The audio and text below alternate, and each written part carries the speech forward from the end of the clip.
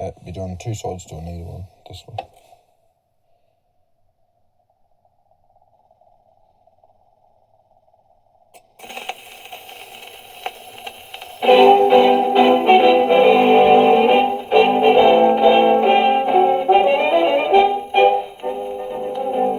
I've just had a bit of an argument in the milk bar with a couple of members from the House of Lords. As the milk was rather strong, we argued loud and long that the working man don't get his just reward. They said there's lots of truth in what you say, 'cause I put the question to them in this way. Now's the bloke that's made old England what she is today, the poor old working men. And when the budget's passed, who is it that's the smile and pay, the poor old working men? They think that he's a dad, his name is simply mad, they treat him absolutely like a ken. He sits there on the doorstep if the doctor he's his call. Suddenly you lay it twins, he is from Moneyball. His wife takes all the credit and he gets none at all. The poor old working man. You'll always find him there, he always does his share. In fact he does a lot more like a ken.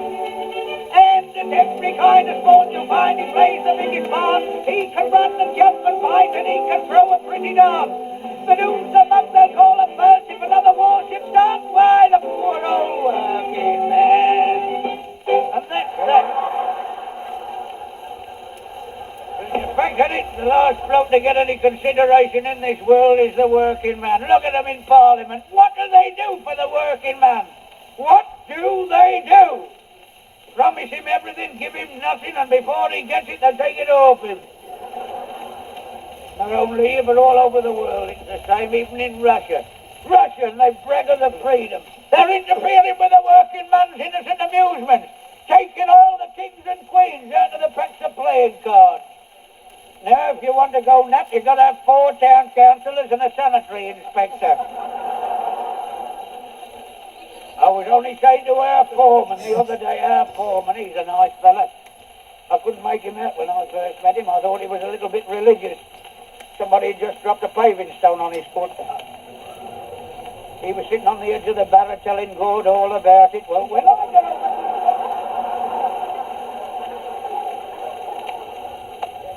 I got over to him, he said, have you got your cards? I said, I wish I'd have known. I'd have brought my dartboard as well. He said, you've come to start work, ain't you? I said, yes, that's right. I said, let's get started. I said, how many's working on this job? He said, oh, about half of them. I said, well, where's my shovel? He said, you can't have a shovel. I said, I want a shovel. I want something to lean on, same as the other bloke.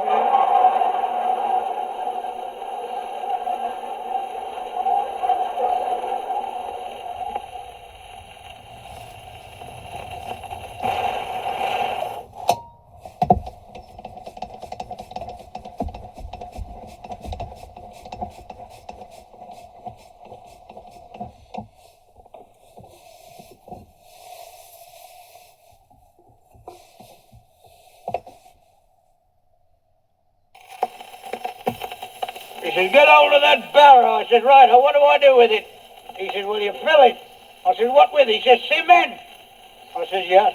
He said, then on top of the cement you stick 2 boards, and on the 2 boards you stick 50 bricks.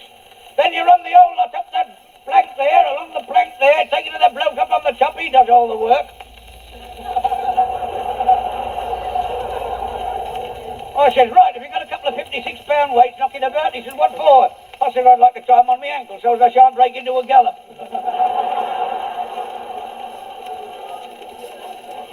I tell you, it's a treat to get home at night, ain't it? I got home the other night, there was my old woman. I wish you could meet my old woman, the greatest mistake of my life. I always take her with me everywhere I go. It's a damn sight easier than kissing a goodbye. Yeah, when I got home the other night, there she was sitting in front of the fire, listening to the wireless. She loves the wireless. That's her amusement. Well, she doesn't get much out of me. You know how it is when you get my age, you soon have half an ounce of tobacco.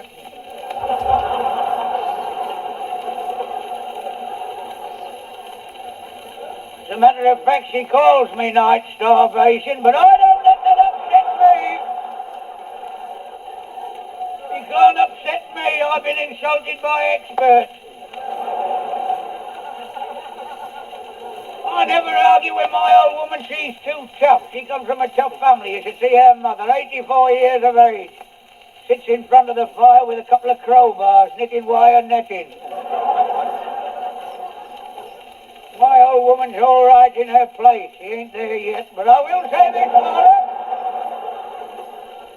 She's one in a million. One in a million. If you saw, you'd think she was one in a raffle. You never saw anything like it. What a boiling feast. What a size. What a figure.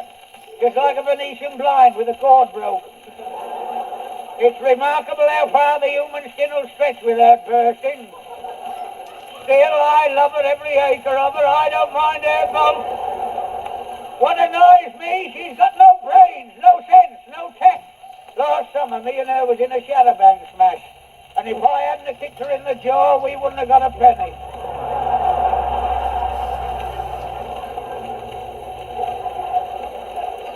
It beats me how a woman without brains can live so long. I think she's studying to be an idiot. Always worrying about something. And I don't know, always worrying about her diet. Her diet says she's going on the A diet that ought to suit her. She's like a blooming horse. See her with the nose bag on, it's an education. Her stomach's got no memory. She sat down today, she had a beef steak. If it had been any bigger, she could have milked it.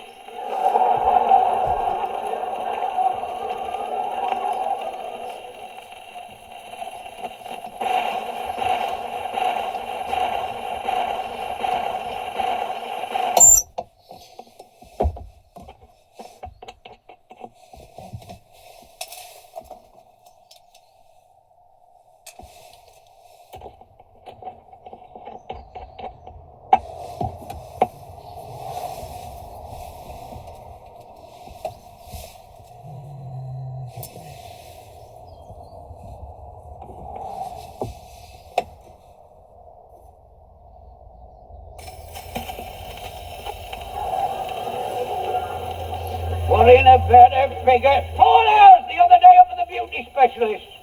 I don't think she got served.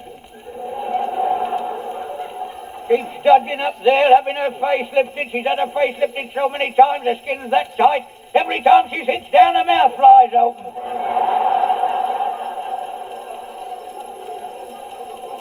Not only worries about her own figure, she worries about mine and all. Started grousing about my circumference. I had to go up to the doctor looked at it, he said, what's the matter with it? I says, nothing, but I need a beauty. He said, it's perfectly natural. I said, I know, but my old woman said it looks untidy. Oh, he said, well, what do you want me to do? He said, you want to get rid of it? I said, yes. He said, well, I'll have to have your cooperation. I said, to remove the cooperation, you shall have my cooperation. He said, you know what it is? I said, I've not the slightest idea. And he said, it's beer. I said, what, all of it? Well, it's worth a bob or two, ain't it? He said, well, if you want to get rid of it, you'll have to give up the beer. I said, a splendid idea. What am I going to drink? He says, drink milk. Go on a milk diet. I tried it for 3 weeks. I had to buy a brassiere. You know, my old woman... My leg.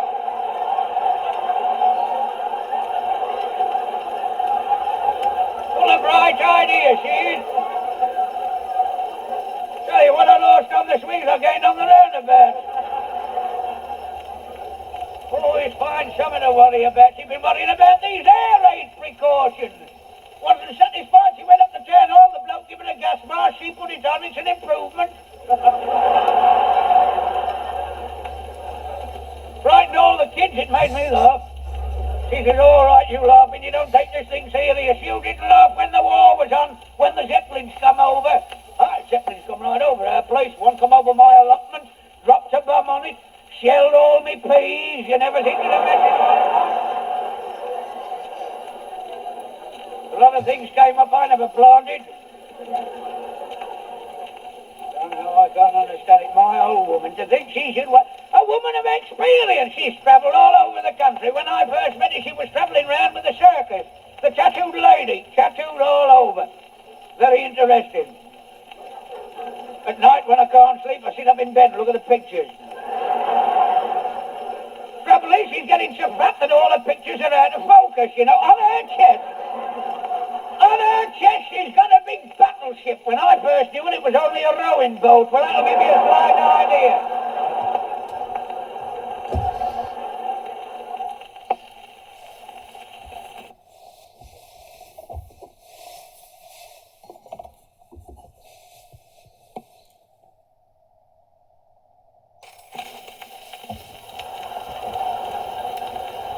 See, when we got married, she told me she was a widow, said she had 7 youngsters up in the cemetery. She didn't tell me they'd only gone up there to play. I had to find it out for myself.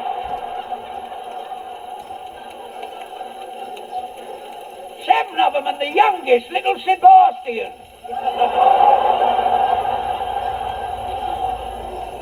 And what a little Sebastian. I'll have him this time.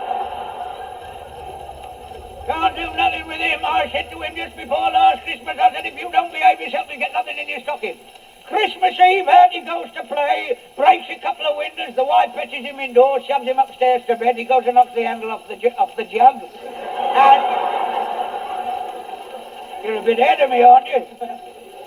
When I went to have a look at him, there he was, laid fast asleep in his bed, and his stocking hung on the bed rail. I thought I'd teach him a lesson.